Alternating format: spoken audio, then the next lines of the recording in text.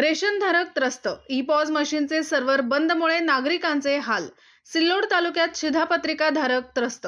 सध्या ई-पॉज मशीनचे सर्व्हर बंद असल्यामुळे नागरिकांना मिळणारे स्वस्त धान्य दुकानातील धान्य मिळत नसल्याचे रेशनधारक ग्राहक त्रस्त झाल्याचे चित्र छत्रपती संभाजीनगरच्या सिल्लोड तालुक्यातील पाहाव्यास मिळत आहे. माहे जुलै महिन्यात वाटप करण्यात येणारे धान्य सध्या रेशन दुकानात पडून आहे. मात्र ई-पॉज मशीनचे सर्व्हर बंद असल्यामुळे स्वस्त धान्य दुकानातील शिधापत्रिकाधारक यांना नाहक मनस्ताप सहन करावा लागत आहे. याबद्दल नागरिकांनी गावदर्शन लाईव्हला दिलेल्या या प्रतिक्रिया. म्हणजे आम्ही ये जाय करू राहिलो पण कोठा उघडतो पण मग ते म्हणते येत नाही कोठ्यामध्ये वाटायला तयारी म्हणते आम्ही पण मग ते येत नाही थम येत नाही. हा थम येत नाही. बाकीच्या काय अडचणी मग वापस चालले जातो आम्ही ना. मग ते आता देत नाही ते म्हणते नंतर देऊ.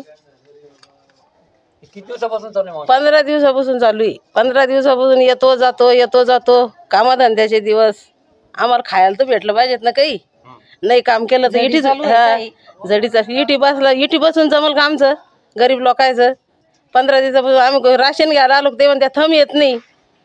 आम्ही उभं राहतो आणि वापस चालले जातो. तुमची काय मागणी मग शासनाकडे? आमची हेच थम या आम्हाला राशन भेटा याडावर हीच मागणी आमची. माणसा 7-8 दिवस झाले गे चालू शे रोज. हे काय मी आता रोज येऊ राहिले जाऊ राहिले. एक पार्क बसू राहिलो आम्ही इथे.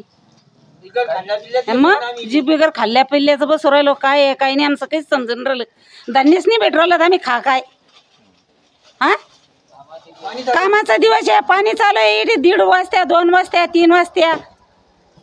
आता बी कावाचं उभं इथे आम्ही. 15 दिवसापासून आम्ही चक्रा मारू परेशान आहे. त्यामुळे आता शासनानं पण ते KYC काढली. KYC होत नाही, नेट चालत नाही.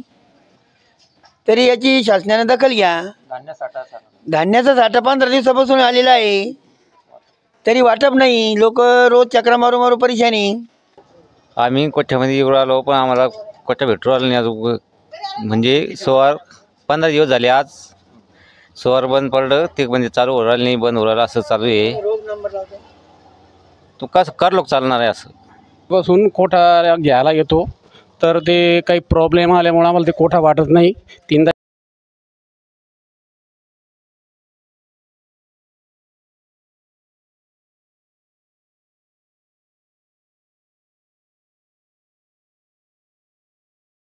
लाईव्ह प्रतिनिधी गणेश शेळके, छत्रपती संभाजीनगर.